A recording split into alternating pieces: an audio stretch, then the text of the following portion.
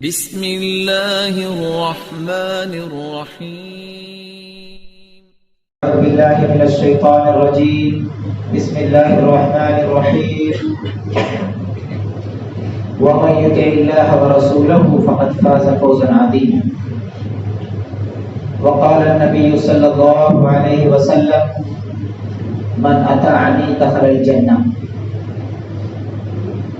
اللہ تعالیٰ کی تعریف و توصیف بعد رحمت کائنات مدینہ کے تاجدار امام الانبیاء سید الانبیاء افضل الانبیاء محمد مصطفیٰ صلی اللہ علیہ وسلم پر درود و سلام کے بعد آج انشاءاللہ العزیز اللہ کی توفیق و فضل و کرم سے حالات کو دیکھتے ہوئے، معاشرے کے لوگوں کو دیکھتے ہوئے، آج کے مسلمانوں کو دیکھتے ہوئے، ان کی زندگیوں کو پیش نظر رکھتے ہوئے صرف انشاءاللہ 5 باتیں آپ کے سامنے رکھوں گا۔ اگر وقت ختم ہوا تو انشاءاللہ 3 یا 4 بات آپ کے سامنے رکھوں گا۔ اپنی بات شروع کرنے سے پہلے میں 2 بات بطور فائدہ ہمیشہ رکھتا ہوں۔ سب سے پہلی بات تو یہ ہے کہ آج انشاءاللہ العزیز جو بھی باتیں میں آپ کی خدمت میں اللہ اور اس کے رسول اور صحابہ اکرام کے حوالے سے رکھوں گا، آپ تمام احباب سے گزارش کروں گا کہ ان باتوں کو غور سے سنیں اور سننے کے بعد دوسروں تک پہنچائیں اور خود بھی اس پر عمل کرنے کی کوشش کریں۔ اگر کوئی ایسی چیز ہو جو حرام ہو، جس کے چھوڑنے کے لیے کہا جا رہا ہے، تو خود بھی اس کو چھوڑیں اور دوسرے لوگوں کو بھی اس کی ترغیب دلائیں کہ یہ حرام ہے، اس کو چھوڑنے کی ضرورت ہے۔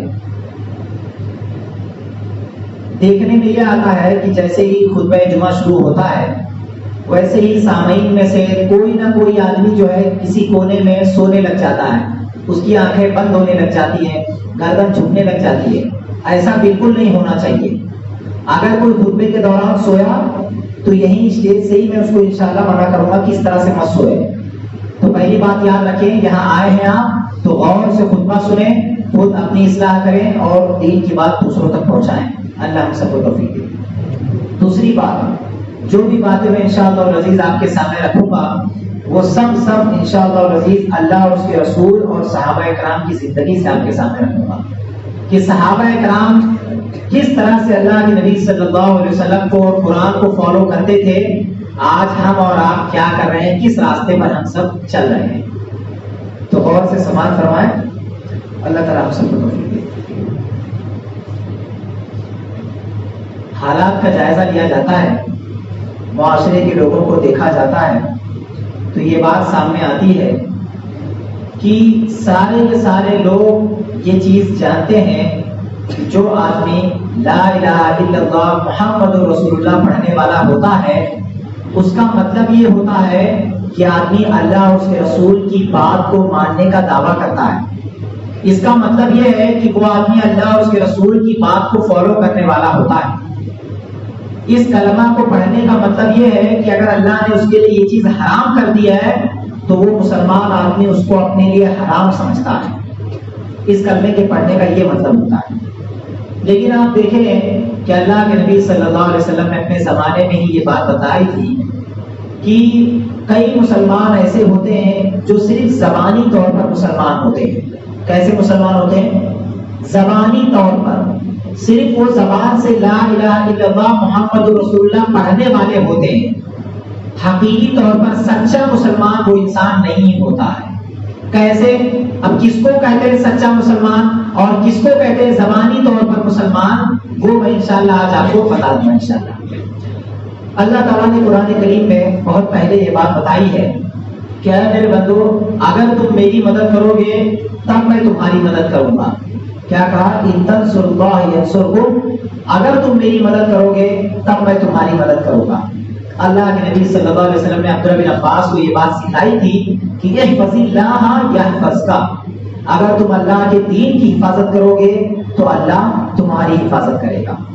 ہم میں سے ہر آدمی یہ بات چاہتا ہے کہ اللہ تعالیٰ ایسے پرفتن دور میں یا اتنے مشکل حالات میں اللہ ہماری حفاظت کرے، اللہ تعالیٰ ہماری مدد کرے۔ ہر آدمی یہ بات چاہتا ہے۔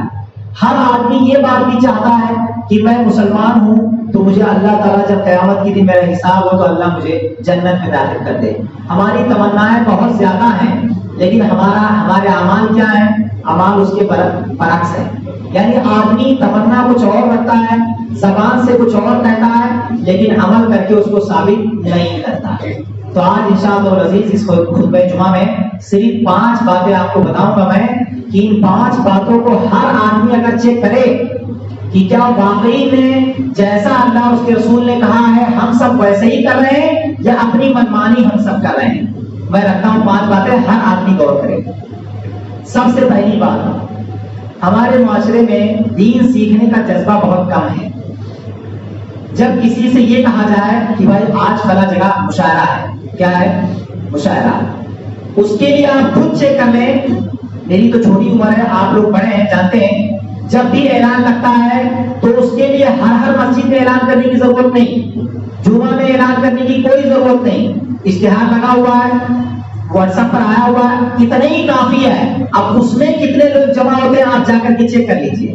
لیکن اگر انہی لوگوں کو یہ بتایا جائے کہ بھائی آج مسجد میں بعد نماز مغرب 1 گھنٹہ 1.5 گھنٹہ 1.25 گھنٹہ یا 2 گھنٹہ اسلام کی باتیں ہوں گی، دین کی باتیں سکھائی جائیں گی، اس کے لیے کیا ہوتا ہے؟ جمعہ میں اعلان ہوتا ہے، نماز کے بعد اعلان ہوتا ہے، واٹس ایپ پر پوسٹر دی جاتا ہے، سب کچھ کیا جاتا ہے. اس کے باوجود جانتے ہیں کتنے لوگ جمع ہوتے ہیں؟ حتیٰ کہ یہاں تک کوشش کرتے ہیں مسجد کے جو ذمہ داران ہوتے ہیں یا جو علماء ہوتے ہیں وہ اتنی کوشش کرتے ہیں کہ ان کے چھٹی کے دن میں یہ پروگرام رکھا جائے تاکہ بیچارہ کام کاج سے چھٹی پا جائے تو وہ آدمی اس میں شریک ہو جائے گا. اب دیکھنے میں کیا آتا ہے کہ جو مشاعرہ رکھا گیا وہ چھٹی کے دن نہیں تھا، اس کے باوجود بھی انسان وہاں اتنی کثیر تعداد میں لوگ شریک ہوتے ہیں. لیکن اللہ کے گھر میں اگر دین کی بات سکھانے کے لیے لوگوں کو بلایا جائے تو ان کی تعداد کتنی ہوتی ہے جانتے ہیں؟ خود اپنی آنکھوں سے دیکھی ہوئی بات بتا رہا ہوں. ممرا میں رہتا ہوں، میں خود اپنی آنکھوں سے دیکھا ہوں، وہیں پر متل گراؤنڈ موجود ہے. میں نے خود اپنی آنکھوں سے چیک کیا ہے کہ اس مشاعرے میں کتنے لوگ موجود ہیں، اور اسی جگہ پر اگر یہ اعلان ہو کہ بھائی فلاں جگہ فلاں گراؤنڈ میں عالم آئیں گے، وہاں پر اہتمام ہے، اس میں دیکھیے کتنے لوگ شریک ہوتے. دین سیکھنے کا جذبہ ہمارے پاس اتنا کم ہے اور اس کو اتنا معمولی ہم لوگوں نے سمجھا ہوا ہے، سمجھتے ہیں اس کی کوئی زیادہ ضرورت کوئی حاجت نہیں ہے. جبکہ اس دین کے بارے میں اللہ نے کیا کہا کہ اگر تم سب اپنی حفاظت چاہتے ہو تو اس دین کی حفاظت کرو گے، تب جا کر کے میں تمہاری حفاظت کروں گا. اب دین کی حفاظت ہوگی کیسے جانتے ہیں آپ؟ کیسے ہوگی دین کی حفاظت؟ دین کی حفاظت اس وقت ہوگی جب ہم میں سے ہر آدمی اللہ اور اس کے رسول کی کہی ہوئی بات پر عمل کرے گا. تب اللہ نے کہا یہ کرنا ہے تو بس وہ کرنا ہے، اللہ کے نبی نے کہا یہ حرام ہے تو اس کو حرام سمجھنا ہے. اگر ہم ایسا کرتے ہیں تب جا کر کے دین کی حفاظت ہوگی اور اللہ تعالیٰ ہماری حفاظت فرمائے گا. تو دین سیکھنے کا جو جذبہ میں کہہ رہا تھا اتنا کم ہے ہم لوگوں کے اندر کہ ابھی دیکھیے میں دیکھ رہا تھا وہاں کھڑے ہو کر کے، میں نے خود اپنی آنکھوں سے دیکھا. ابھی وضو خانے میں دیکھیے لوگ وضو بنا رہے ہیں، میں وہاں تقریباً 1 سے 2 منٹ کھڑا رہا. میں نے خود اپنی آنکھوں سے ابھی دیکھا اسی وضو خانے پر کہ لوگ وضو بنا رہے ہیں. وضو بنانے میں ایک آدمی نے 5 6 غلطیاں کی ہیں. کتنی؟ 1 2 نہیں، 5 6 غلطیاں کی ہے بندے نے. اس نے فلاں سنت چھوڑی، فلاں سنت چھوڑی، فلاں طریقے کو غلط طریقے سے کیا ہے. اللہ کے نبی صلی اللہ علیہ وسلم کے بتائے ہوئے طریقے پر اس نے وضو نہیں بنایا. اب اس کا اہتمام تو ہونا چاہیے، اتنی بڑی مسجد ہے، اس کا اہتمام ہونا چاہیے کہ چلو مہینے میں کوئی ایک دن متعین کیا جائے اور اس دن زندگی میں جو آدمی اکثر و بیشتر کام کرتا ہے جیسے نماز ہے، وضو ہے، غسل ہے، نماز جنازہ ہے، دفن ہے، تکفین ہے، کفن ہے، یہ ساری چیزیں جو انسان کی زندگی کا حصہ ہے کم سے کم اس کو تو سیکھنا چاہیے پریکٹیکلی طور پر. اب بتائیں میں تو کئی مسجدیں ایسی دیکھتا ہوں کہ سال 2 سال گزر جاتا ہے اس مسجد میں اس طرح کا کوئی پریکٹیکل پروگرام، کوئی پریکٹیکل چیز نہیں ہوتی ہے. ابھی دیکھیے میں جو دیکھ رہا ہوں اس میں سے ایک چیز آپ کو بتا رہا ہوں جو اکثر بیشتر 99.99% لوگوں نے اس سنت کو چھوڑا ہے. جانتے کیا ہے؟ سب لوگ جتنے لوگ یہاں پر ہیں سب وضو بنا کر کے آئے. میں بتا رہا ہوں اگر آپ میں سے کسی نے بھی نہ کیا ہو تو اگلی بار اس کی اصلاح کریں.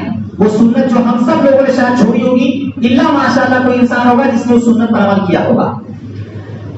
اللہ کے نبی صلی اللہ علیہ وسلم کے بارے میں آتا ہے کہ صحابہ رسول رضی اللہ عنہ فرماتے ہیں کہ میں نے اللہ کے نبی صلی اللہ علیہ وسلم کو دیکھا وضو کرتے ہوئے کہ جب اللہ کے نبی صلی اللہ علیہ وسلم وضو کرتے تھے اور اپنے پیر کو جب دھلتے تھے اللہ کے نبی، ابھی دیکھ لیجیے سامنے ابھی بھی کر رہے ہیں لوگ وضو، جب صحابی کہتے ہیں کہ جب اللہ کے نبی اپنے پیر کو دھلتے تھے وضو میں تو پیر دھلنے کے بعد اللہ کے نبی صلی اللہ علیہ وسلم اپنی اس چھیلی انگلی سے اس کانی انگلی سے اپنے پیر کی انگلیوں کا کیا کرتے تھے؟ خلال کرتے تھے. کیا کرتے تھے اللہ کے نبی؟ اپنی اس کانی انگلی سے اپنی انگلیوں کا ایسے اللہ کے نبی خلال کیا کرتے تھے. یہ اللہ کے نبی صلی اللہ علیہ وسلم کی سنت ہے اور خود اللہ کے نبی صلی اللہ علیہ وسلم نے اپنی امت کو اس بات کا حکم دیا ہے کہ تم پیر اور ہاتھ کی انگلیوں کا خلال کرو. صحیح حدیث میں اللہ کے نبی صلی اللہ علیہ وسلم نے اس کا حکم بھی دیا ہے. لیکن آپ چیک کر لیں کہ اکثر بیشتر لوگ کیا کرتے ہیں؟ پیر دھلتے ہیں اور فوراً وہ مسجد میں بندہ چلے آتا ہے. اپنی کانی انگلی سے اپنے پیروں کی انگلیوں کا خلال نہیں کرتا. سنت پر عمل کر رہا ہے نہیں کر رہا ہے. اس طرح سے اور بھی کئی غلطیاں ہیں, کئی سنت ہم سب چھوڑ رہے ہیں. جیسے لگے تو ایک بات اور بتا دیتا ہوں. دیکھیے جتنے لوگ داڑھی والے ہیں ابھی دیکھ لیجیے وہ انسان چہرہ دھلتا ہے اور داڑھی کا خلال نہیں کرتا. ایسے وضو آپ بنا رہے ہیں. اللہ کے نبی نے کیا کہا کہ جو آدمی اس طرح سے وضو بنائے جس طرح سے اس کو حکم دیا گیا ہے تب جا کر کے اس بندے کے گناہ معاف ہوتے ہیں. جب آپ وضو میں 5-5, 6-6, 7-7 غلطیاں کر رہے ہیں تو کیسے آپ کی گناہ معاف ہوں گے؟ آپ لوگوں کو اتنی فکر تو ہونی چاہیے کہ چلیے کم سے کم اتنی بڑی مسجد ہے, ذمہ داروں سے مل کر کے 2 بات کر کے کچھ اس طرح کا پروگرام رکھا جائے. اتنے سارے لوگ آتے ہیں, ان کو سکھایا جائے, ان کو بتایا جائے. لیکن بہت کم دیکھنے میں آتا ہے کہ بہت کم مسجدوں میں اس طرح کا اہتمام ہو رہا ہے. میں تمام احباب سے گزارش کرتا ہوں کہ اللہ کے واسطے دین کی حفاظت کرو, یہی سب سے اصل ہے. اگر دین کی حفاظت کرو گے تو دنیا کی کسی بھی کونے میں آپ رہو اللہ آپ کی حفاظت کرے گا. کوئی بھی ظالم آدمی آپ کے اوپر ظلم کر کے نکل نہیں سکتا ہے. اللہ آپ کی حفاظت کرے گا جیسے اللہ نے پہلے کے لوگوں کی حفاظت کی ہے. یہ پہلا غلط عمل ہے, غلط کام ہے جو ہمارے معاشرے میں ہو رہا ہے, جس کو بدلنے کی ضرورت ہے. اور یہ بدلے گا کیسے؟ یہاں کے جو علماء ہیں, جو ذمہ داران ہیں اور جو ایریے کے جو بڑے لوگ ہیں, جو عہدے والے لوگ ہیں, جن کو اللہ نے کچھ دیا ہوا ہے, وہ سب مل کر کے اگر اس بات پر غور کریں کہ ہماری مسجدیں یہ سب ہمارے بھائی ہیں, یہ سب ہمارے لوگ ہیں, ان کی دینی علم کو بڑھانے کے لیے کیا کیا جائے, اگر اس طرح سے گفتگو کی جائے تو امید ہے کہ ان سب کی ذمہ داری جو ہم علماء کے اوپر ہے اس کو ہم صحیح ڈھنگ سے ہم ادا کر سکیں گے. لیکن اگر ہم سب لوگوں نے اس کی طرف دھیان نہیں دیا یا کوئی آدمی نے انگلی کر دی تو جتنے لوگ اگر دین نہیں سیکھ پا رہے ہیں ان لوگوں کی وجہ سے ان کو اس چیز کا جواب اللہ تعالیٰ کو دینا پڑے گا. تو یہ پہلی کمی ہے جس کو اپنے معاشرے سے ختم کرنے کی ضرورت ہے اور دین کی حفاظت کرنے کی ضرورت ہے. دوسری چیز, جب سے یہاں آیا ہوں میں دیکھ رہا ہوں اور خود جہاں رہتے ہیں وہاں پر بھی میں نے دیکھا ہے, الحمدللہ یو پی میں بھی تقریباً 50 سے 60 گاؤں جا چکا ہوں اللہ کے فضل سے. ہر جگہ دیکھنے میں یہ بات آتی ہے کہ یہ سب ہم سب کہتے ہیں کہ ہم سب اللہ اور اس کے رسول کی باتوں کو ماننے والے ہیں. کیا ہمارا دعویٰ؟ ہم اللہ اور اس کے رسول کی بات کو مانتے ہیں, اللہ اور اس کے رسول کی باتوں کو فالو کرتے ہیں. اب دیکھنے میں کیا آتا ہے کہ یہی سب لوگ, جبکہ قرآن میں اللہ نے کیا کہا, اے میرے بندے تو نماز کی حفاظت کر. کیا کہا اللہ تعالیٰ نے؟ اللہ تعالیٰ نے علل اعلان یہ بات کہی, حافظوا علی الصلوات والصلاۃ الوسطی, نماز کی حفاظت کرو, بطور خاص نماز عصر کی حفاظت کرو. اللہ کے نبی صلی اللہ علیہ وسلم نے کیا کہا کہ تم سب اپنی حفاظت چاہتے ہو, تم سب یہ جب چاہتے ہو کہ تم ظالم آدمی سے بچا لیے جاؤ, حفاظت اللہ تعالیٰ تمہاری کرے, تم یہ چاہتے ہو تو کیا کرنا ہے؟ 5 وقت کی نماز صحیح ڈھنگ سے ادا کرنا ہے. ابو بکر صدیق رضی اللہ عنہ نے بھی یہ بات کہی تھی, اگر تم سب اپنی حفاظت چاہتے ہو تو 5 وقت کی نماز پابندی سے صحیح ڈھنگ سے ادا کرو. اگر تم نے 5 وقت کی نماز ادا کی تو اللہ تعالیٰ کی حفاظت میں رہو گے. اللہ کے نبی صلی اللہ علیہ وسلم نے بطور خاص نماز فجر کے بارے میں کہا, من صلی الصبح فهو فی ذمۃ اللہ, جو آدمی صبح کی نماز ادا کرتا ہے, فجر کی نماز ادا کرتا ہے, وہ اللہ کی پناہ میں ہوتا ہے, اللہ کی حفاظت میں ہوتا ہے. اب اتنے سارے لوگ جمعہ کی نماز پڑھنے آئے ہیں, سارے کے سارے لوگ اپنے گریبان میں جھانک کر کے سوچیں, دیکھیں کہ کیا اس بندے نے صبح فجر کی نماز ادا کی ہے. چیک کریں, سوچیں ذرا. خود میں دیکھتا ہوں کہ جس مسجد میں 200 لوگ عشاء میں موجود ہوتے ہیں, مغرب میں 250 لوگ, 500 لوگ موجود ہوتے ہیں, اسی مسجد میں نماز فجر میں 20 لوگ, 25 لوگ, 15 لوگ, 30 لوگ ایسے لوگ موجود ہوتے ہیں. پتہ نہیں سب کے سب فجر میں کہاں چلے جاتے ہیں. اور کیا چاہتے ہیں وہ یہ چاہتے ہیں کہ اللہ تعالیٰ ہماری حفاظت فرمائے. میں نے خود اپنی آنکھوں سے دیکھا ہوا ہے کہ اسی مسجد سے جب اللہ تعالیٰ مؤذن اعلان کرتا ہے حی علی الصلاۃ, اور نماز کی طرف، مؤذن کہتا ہے حی علی الفلاح، آؤ کامیابی کی طرف. تو میں نے خود دیکھا ہوا ہے کہ جیسے مسجد کے کچھ دوری پر ایک ہوٹل بنا ہوتا ہے. کیا بنا ہوتا ہے؟ ہوٹل ہوتا ہے، جس پر یہی سب مسلمان جتنے سامنے بیٹھے ہیں، انہی میں سے کچھ مسلمان وہیں بیٹھ کر کے چائے پیتے رہتے ہیں، بات چیت کریں گے، گپ شپ کریں گے. وہ بندہ سنتا ہے کہ اذان ہو رہی ہے، مؤذن نے کہا آؤ نماز کی طرف، آؤ کامیابی کی طرف، لیکن بندہ نہیں آتا.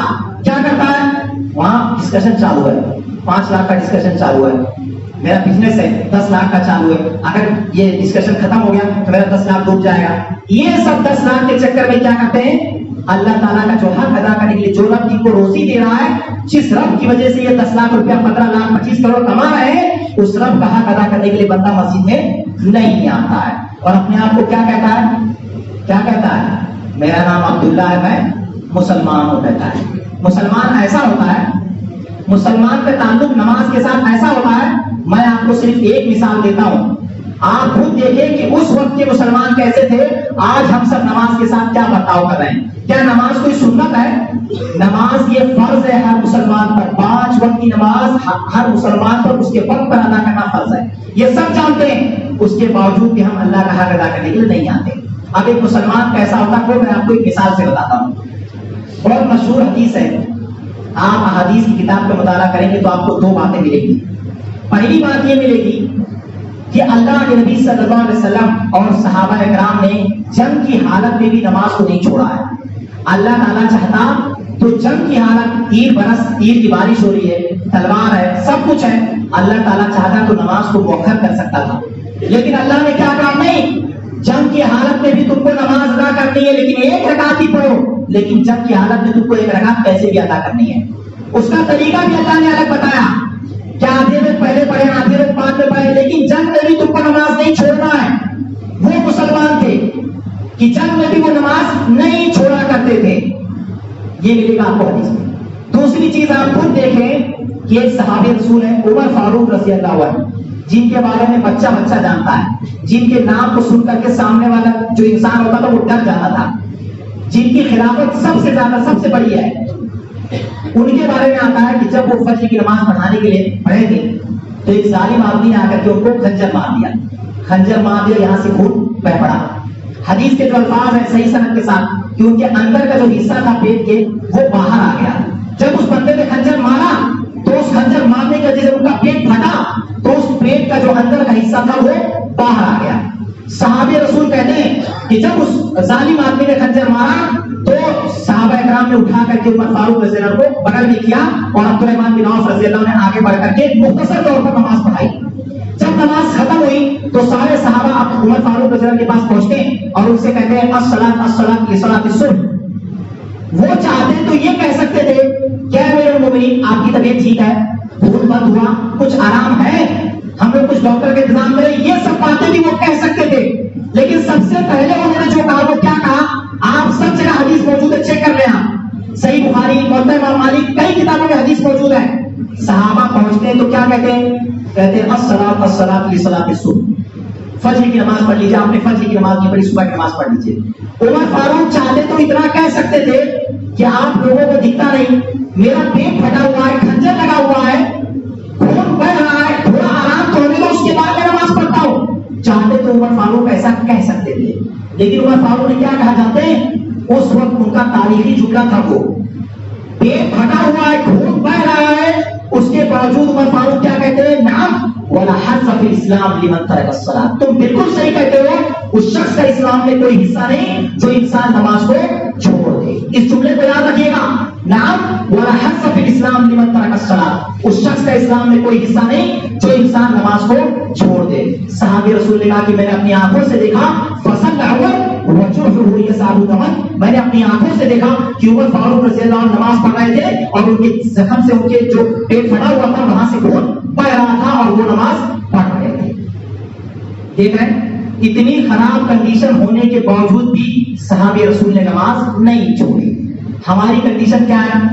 صبح کا ناشتہ فریج میں موجود ہے، کل کھانے کے لیے اکاؤنٹ میں پیسہ موجود ہے، صبح کیا کرنا ہے سب کچھ موجود ہے، فرسٹ کلاس آدمی ٹھیک ٹھاک ہے، پنکھا چل رہا ہے، بعض لوگوں کے گھروں میں اے سی ہے، فرسٹ کلاس کرتا ہے، آدمی سو رہا ہے، مؤذن کہتا ہے الصلاۃ خیر من النوم. अस्सलातु खैरुम मिनन नौम, नमाज नींद से बेहतर है, आओ नमाज की तरफ, आओ कामयाबी की तरफ। बंदा आराम से सोता रहता है। कहते ये सब क्या कहते हैं? मेरा नाम अब्दुल रज़्ज़ाक है, मैं मुसलमान। मुसलमान ऐसा होता है, मुसलमान ऐसा होता है कि कंडीशन कैसी भी हो, हालत कैसी भी हो, लेकिन बंदा नमाज के साथ कंप्रोमाइज नहीं करता है। क्योंकि मुसलमान जानता है, क्या जानता है? जानते हैं? मुसलमान ये बात जानता है कि जब मैं इस दुनिया से इंतकाल करके जाऊंगा, जब मेरा हिसाब किताब होगा, तो मेरे नबी ने बहुत पहले ये बात सिखाई है कि अगर तुम आखिरत में कामयाब होना चाहते हो, तुम ये चाहते हो कि कयामत के दिन तुमको तुम्हारा नामा-ए-अमाल तुम्हारे दाएं हाथ में मिले, तो तुम्हारा क्या सही रहना चाहिए? क्या अल्लाह के नबी ने बहुत पहले अपनी उम्मत को बताया, अगर तुम ये चाहते हो कि कयामत के दिन तुम कामयाब हो जाओ, तो अपनी नमाज को दुरुस्त रखना, अपनी नमाज को सही करके रखना। अगर तुम्हारी नमाज सही हुई तो बाकी तमाम चीजें तुम्हारी क्या होंगी? सही होंगी। नमाज को अल्लाह के नबी ने असल बनाया है, लेकिन हमारे मुआशरे की अक्सरियत क्या है? वो नमाज से गाफिल है और अपने आप को क्या कहती है? कहती है कि मैं तो सच्चा पक्का मुसलमान हूं, मैं तो ला इलाहा इल्लल्लाह मुहम्मद रसूलुल्लाह पढ़ने वाला हूं। अगर अपने आप को सच्चा मुसलमान कहते हो तो मुअज्जिन की आवाज जब भी आए, आओ नमाज की तरफ, तो अपना काम बंद करके नमाज के अल्लाह का हक अदा करने के आए। जब आप ऐसा करेंगे तब आप अपने आप को सच्चा पक्का मुसलमान कह सकते हैं। ये दूसरी कमी है जिसको हम सबको खत्म करने की जरूरत है। यहाँ पर खवातीन आई हुई है तो लगे हाथ, तो एक बात और बता देता हूँ। खवातीन का मामला नमाज के ताल्लुक से इतना खराब है, मैंने खुद अपनी आंखों से देखा हुआ है कि अगर वो खातून नमाज पढ़, कहीं किसी फंक्शन में जाना हुआ, शादी में जाना हुआ, वलीमे में जाना हुआ, मैंने देखा है कि वो खातून अगर बनाव श्रृंगार करके उस फंक्शन में जा रही है, तो अगर असर के वक्त वो औरत निकली है, तो जब तक वो घर ना आ जाए तब तक वो नमाज वहां अदा नहीं करती। मगरिब की नमाज गई, इशा की नमाज गई, तो पूछे क्यों नहीं पढ़े? क्यों नहीं पढ़े नमाज? जानते? अगर वुजू बनाएंगे तो क्या होगा? मेकअप सब खराब हो जाएगा। इसीलिए अक्सर बेशतर औरतें क्या करती हैं? जब भी किसी शादी में जाती, नमाज अदा नहीं करती। बात अल्लाह वाली ऐसी है अल्हम्दुलिल्लाह, जो कहीं भी जाती है तब भी वो अल्लाह का हक अदा करना नहीं भूलती है। तो ये दूसरी कमी है जिसको खत्म करने की जरूरत है। तीसरी कमी, अल्लाह ताला ने कुरान करीम में बहुत पहले मुशरिकीनों का रद्द करते हुए, काफिर लोगों का रद्द करते हुए, अल्लाह ताला ने कुरान करीम में एक आयत नाज़िल की थी। काफिर लोगों का मामला क्या था कि काफिर लोग जो है, जब भी उनके घर में किसी का इंतकाल होता था, किसी का भी इंतकाल, चाहे वो मर्द हो चाहे वो औरत हो, किसी का भी इंतकाल होता था, तो वो उनके इंतकाल होने के बाद उनके घर में जो औरतें होती थी उनको वो हिस्सा नहीं दिया करते थे। ये उनका मामला था। किनका? काफिर लोगों का ये काम था। जब अल्लाह के नबी सल्लल्लाहु अलैहि वसल्लम मौजूद थे, उस वक्त अल्लाह ताला ने आयत नाज़िल की। कौन सी सूरत में? सूरह निसा में, औरत नामी सूरत में ही अल्लाह ताला ने आयत नाज़िल की। क्या कहा अल्लाह ने? लिर्रिजालि नसीबुम मिम्मा तरकल वालिदानि वल अक़रबून वलिन निसाई नसीबुम मिम्मा तरकल वालिदानि वल अक़रबून मिम्मा क़ल्ल मिन्हु अव कसूर। चाहे माल कम हो चाहे माल ज्यादा हो, चाहे इंतकाल होने वाला मर्द हो चाहे इंतकाल होने वाली औरत हो, कोई भी हो, अगर इंतकाल होगा तो जो भी माल छोड़ करके जाएगा उसके वारिसीन में सही बराबर बंटना चाहिए। नसीबम मफरूजा, ये कैसा हिस्सा है? ये फर्ज किया हुआ हिस्सा है, सबको बराबर मिलना चाहिए। अल्लाह ने फिर आगे क्या कहा? यूसीकुमुल्लाह। क्या कर रहा है अल्लाह ताला? अल्लाह ताला तुम सब मुसलमानों को वसीयत करता है। क्या कर रहा था? अल्लाह तुम सब मुसलमानों को वसीयत करता है। किनके बारे में? फी औलादिकुम, तुम्हारे औलाद के बारे में अल्लाह वसीयत करता है कि अगर किसी का भी इंतकाल हो तो अपने औलाद के दरमियान, अपनी बीवी के दरमियान, अपने माँ बाप के दरमियान सही ढंग से माल को तकसीम करना है। अल्लाह ने उसी वक्त काफिर लोगों का रद्द करते हुए आयत नाज़िल की और अल्लाह के नबी सल्लल्लाहु अलैहि वसल्लम के ऊपर जो शरीयत नाज़िल की उसमें ये कानून बनाया कि आज के बाद से जितने मुसलमान हैं, किसी भी मुसलमान के घर में अगर किसी का भी इंतकाल होता है, चाहे प्रॉपर्टी कम हो चाहे ज्यादा हो, कुछ भी हो, सबको बराबर हिस्सा मिलना चाहिए। अब बराबर कैसे? जो अल्लाह ताला ने कुरान करीम में जिक्र किया है। कुरान करीम में आप देखेंगे कई अहकाम का जिक्र मिलेगा आपको, लेकिन जितनी तफसील से अल्लाह ताला ने मीरास के बारे में बताया है उतनी तफसील से किसी भी मसले के बारे में अल्लाह ताला ने नहीं बताया। अब हमारे लोगों का क्या हाल है जानते हैं? हमारे मुआशरे का क्या हाल है आप जानते हैं? हमारे मुआशरे का हाल इतना खराब है मीरास के ताल्लुक से, किसी का घर में अगर इंतकाल हो जाए इतनी खराब हालत है کہ میں نے الحمدللہ چیک کیا ہے، آپ کو بتایا میں نے کم سے کم 55 سے 60 گاؤں جا چکا ہوں، اللہ کے فضل ہے۔ میں نے ہر گاؤں میں جا کر کے میں نے پوچھا ہے، انکوائری کی، چیک کیا، اس میں میرا گاؤں بھی داخل ہے۔ میں نے خود چیک کیا ہے اور لوگوں سے پوچھا بھی ہے کہ یہاں پر میراث کی کنڈیشن کیا ہے، کیا لوگ دیتے ہیں، سب برابر چل رہا ہے۔ سارے گاؤں میں، جن گاؤں میں میں نے تقریب کی، ایک گاؤں ایسا تھا جہاں پر 250 گھر تھے، کتنے؟ 250 گھر تھے۔ ایک گاؤں ایسا تھا جہاں پر 300 سے زیادہ گھر تھے، اقرا سائڈ میں 300 سے زیادہ گھر تھے۔ اس گاؤں میں جب میں نے تقریر کی اور میں نے یہ بات بتایا کہ اس پورے 300 گھر میں سے کوئی ایک آدمی بھی اگر ایسا ہو جس نے اللہ اور اس کے رسول صلی اللہ علیہ وسلم کے بتائے ہوئے طریقے کے مطابق اگر اپنے مال کو تقسیم کیا ہو تو وہ آدمی آ کر کے مجھ سے ملے۔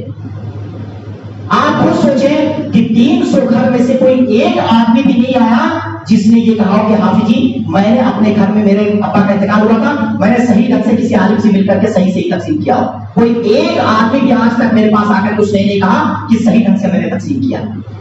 آپ غور کریے، ہماری کنڈیشن ہے اور ہمارے معاشرے میں لوگ اس کو بڑا معمولی سمجھتے ہیں بہت معمولی چیز ہے۔ نہیں، یہ معمولی چیز نہیں ہے۔ پہلا کام یاد رکھیں، ہم میں سے کوئی بھی مسلمان اگر حصہ نہیں دیتا تو وہ کون سا عمل کر رہا ہے جانتے ہیں؟ وہ مشرک لوگوں والا کام کر رہا ہے، مسلمان کا کام نہیں کر رہا۔ دوسرا نقصان کیا ہوگا جانتے ہیں؟ دوسرا نقصان یہ ہوگا کہ اتنی محنت سے جس بندے نے رمضان المبارک میں 5 قرآن ختم کیا ہے، جس بندے نے اپنی نیند قربان کر کے فجر کی نماز ادا کی ہے، جس بندے نے اتنی محنت سے کما کر کے 15 20 25 30 مسجدوں میں اپنا تعاون دیا ہے، جس بندے نے محنت سے کما کر کے 15 20 مدرسوں میں مدد کی ہے، جس بندے نے محنت کر کے کما کر کے 500 فقیروں کو مدد کی ہے، اس نے جس بندے نے اتنی ساری نیکیاں کی ہیں، اس کی یہ نیکیاں قیامت کے دن برباد ہو جائیں گی۔ یہ سب سے بڑا نقصان ہے۔ وہ بندہ سمجھتا بہت معمولی ہے، نہیں، یہ معمولی نہیں ہے۔ یہ کیسے معمولی نہیں ہے؟ میں حدیث سے آپ کو سمجھا دیتا ہوں۔ اللہ کے نبی صلی اللہ علیہ وسلم نے صحابہ کرام سے پوچھا تھا کہ تم جانتے ہو غریب کس کو کہتے ہیں، مفلس کس کو کہتے ہیں؟ تو صحابہ نے کہا کہ اللہ کے نبی وہی آدمی غریب ہے، مفلس ہے جس آدمی کے پاس ساز و سامان نہ ہو، درہم نہ ہو، وہی آدمی ہے۔ تو اللہ کے نبی صلی اللہ علیہ وسلم نے کہا ان المفلس من امتی۔ کیا کہا؟ اللہ کے نبی کہتے ہیں کہ ان المفلس من امتی، میری امت کا غریب انسان کون ہوگا؟ کون؟ یاتی یوم القیامت بصیام و صلاۃ و زکات۔ میری امت کا غریب کون ہوگا؟ میری امت کا غریب وہ انسان ہوگا جو قیامت کے دن نماز لائے گا، روزہ لائے گا، زکات لائے گا، سب لے کر کے آئے گا۔ وہ میں نے کہا نا ابھی، وہ نیکی لائے گا، اس کی جھولی میں نیکی ہوگی، لیکن کیا کیا ہوگا اس نے ان نیکیوں کو جمع کرنے کے ساتھ ساتھ کچھ گناہ بھی کیے ہوں گے۔ کیا؟ وَيَأْتِي قَدْ شَتَمَ هَٰذَا، کسی کو اس نے گالی دی ہوگی، وہ بھی وہ لے کر کے آئے گا، معافی نہیں مانگی۔ وَقَذَفَ هَٰذَا، کسی کے اوپر جھوٹا بہتان لگایا ہوگا۔ وَسَفَكَ دَمَ هَٰذَا، کسی کا ناحق مرڈر کیا ہوگا۔ اور وَضَرَبَ هَٰذَا، کسی کو بلا وجہ مارا ہوگا۔ اور وَأَكَلَ مَالَ هَٰذَا، کسی کا ناحق مال حرام کیا ہوگا اس نے۔ یہی محل استشهاد ہے۔ یعنی آدمی نے نیکی کی ہے لیکن اس نے اپنی ماں کا مال حرام کیا ہے۔ اس کے ابا کا انتقال ہوا، اس نے اپنی ماں کو حصہ نہیں دیا۔ اس کے ابا کا انتقال ہوا، اس نے اپنی بہن کو حصہ نہیں دیا۔ اس 5 لاکھ 10 لاکھ کی وجہ سے اس نے کیا کیا؟ اپنی نیکیوں کو اس نے برباد کر دیا۔ کیسے اللہ تعالیٰ کرے گا جانتے ہیں؟ جب اللہ تعالیٰ سب کو بلائے گا، اس وقت اس کی ماں بھی اس کے سامنے کھڑی ہوگی، اس کی بہن بھی اس کے سامنے ہوگی۔ کیا کیسے ہوگا؟ اللہ کے نبی فرماتے ہیں کہ اس کی نیکیاں اٹھا کر کے اس مظلوم آدمی کے اکاؤنٹ میں ڈالا جائے گا۔ اپنے ماں کو اپنے حصہ نہیں دیا تو آپ کی نیکیاں دے کر کے آپ کی ماں کو دی جائیں گی، آپ کی بہن کو دی جائیں گی۔ اللہ کے نبی فرماتے ہیں کہ اگر دیتے اس بندے کے نامہ اعمال میں نیکی ختم تو سامنے والے کے گناہ کو اٹھا کر کے اس بندے کے نامہ اعمال میں ڈالا جائے گا۔ پھر اس آدمی کو اٹھا کر کے کہاں پھینک دیا جائے گا؟ جہنم میں پھینک دیا جائے گا۔ آپ تمام عوام سے گزارش کرتا ہوں کہ اللہ کے واسطے اس عمل کو معمولی نہ سمجھیں۔ یہ مشرک لوگوں کا کام ہے، مسلمان لوگوں کا کام نہیں ہے۔ آدمی 2 لاکھ 5 لاکھ 10 لاکھ 5 کروڑ کی وجہ سے اپنے ایمان کا سودا نہ کرے، 10 لاکھ 5 لاکھ کی وجہ سے اپنے ایمان کو نہ بیچے، وہ اپنی نیکیوں سے محبت کرے، وہ اپنی نیکیوں کی حفاظت کرے۔ تو دیکھیے وقت ہو گیا۔ آج کے خطبہ جمعہ میں نے آپ کو 3 باتیں بتائی۔ کتنی باتیں؟ 3 باتیں۔ پہلی بات میں نے آپ سے یہ بتائی کہ ہم اور آپ کو نماز جیسی عظیم عبادت کی حفاظت کرنی ہے۔ کیا کرنے ہیں؟ نماز جیسے عظیم عبادت کی حفاظت کرنی ہے۔ کسی بھی کونے میں آپ رہیں، کسی بھی خطے میں آپ رہیں، آپ کو نماز سے کمپرومائز نہیں کرنا ہے، کیونکہ یہ بات ہمیشہ یاد رکھیے، جو رب ہم کو روزی دے سکتا ہے وہ رب روزی ہماری روک بھی سکتا ہے۔ اسی لیے اس بات کو سامنے رکھتے ہوئے آپ کہیں بھی رہیں، جیسے ہی مؤذن آپ کو کہے، آواز آئے آپ کے کان میں حی علی الصلاۃ حی علی الفلاح، ویسے ہی آپ نماز کے لیے تیاری کریں اور اللہ کی بارگاہ میں اس کا حق ادا کرنے کے لیے پہنچے۔ اگر آپ ایسا کرتے ہیں تب جا کر کے آپ اپنے آپ کو کہہ سکتے ہیں کہ میں سچا مسلمان ہوں۔ دوسرا کام، ہمیشہ دین کی حفاظت کریں، دین سیکھیں آپ۔ کبھی بھی اگر مسجد میں اگر آپ کے اعلان ہو کہ بھائی فلاں وقت میں 2 گھنٹہ آپ کا چاہیے، ٹھیک ہے، دین کے لیے ہم حاضر ہیں، دین کے لیے آپ دے سکتے ہیں 2 گھنٹہ، کوئی مسئلہ نہیں ہے۔ اگر دین کی حفاظت کرو گے، آپ دین سیکھو گے، تو ہم سب کی حفاظت کس کی ہوگی؟ اللہ تعالیٰ کی ذمہ داری ہوگی ہم سب کی حفاظت کرنے کی۔ کوئی بھی حاکم بن جائے، کسی کی بھی حکومت ہو، ہم کو اس سے کوئی ڈرنے کی کوئی ضرورت نہیں ہے۔ کیوں؟ کیونکہ ہم سب اللہ تعالیٰ کے دین کے محافظ ہیں، تو ہماری حفاظت کی ذمہ داری انشاءاللہ اللہ کی ہوگی۔ تیسری بات میں نے آپ کو یہ بتائی کہ جو حرام کام ہم سب کر رہے ہیں مل کر کے، وہ کیا ہے کہ جب بھی ہمارے گھر میں کسی کا انتقال ہوتا ہے تو ان کی جو پراپرٹی ہوتی ہے ہم سب اس کو تقسیم نہیں کرتے، کسی عالم سے مل کر کے صحیح ڈھنگ سے اس کو تقسیم کریں۔ کس نیت سے؟ کہ بھائی یہ ایک مسلمان کا کام نہیں ہے، میں مسلمان ہوں، میں مشرک والا کام نہیں کروں گا۔ میرے رب نے مجھے وصیت کیا ہے کیا کہ میرے بندے تجھے میں وصیت کرتا ہوں کہ تیرے اولاد کے بارے میں تو برابر حصہ دے، تو میں مسلمان ہوں، میں یہ کام کروں گا۔ اس نیت سے اگر آپ کام کریں گے تو مجھے امید ہے انشاءاللہ العزیز آپ اپنے آپ کو سچا پکا مسلمان بنا سکتے ہیں اور دین کی حفاظت کرنے والا اپنے آپ کو بنا سکتے ہیں۔ اللہ تعالیٰ سے دعا کرتا ہوں کہ ہمارے رہا تو ہم سب کو نماز کی حفاظت کرنے کی توفیق دے، اللہ تعالیٰ ہم سب کو میراث دینے کی توفیق دے، اپنی ماں اور بہنوں کو میراث میں حصہ دینے کی توفیق دے، اللہ تعالیٰ ہم سب کو نماز کی کما حق و پابندی کرنے کی توفیق دے، دین کی کیسی بھی کنڈیشن ہو، کیسی بھی حالت ہو، دین کی حفاظت کرنے والا بنائے۔ آمین۔ وآخر دعوانا الحمدللہ رب العالمین۔ السلام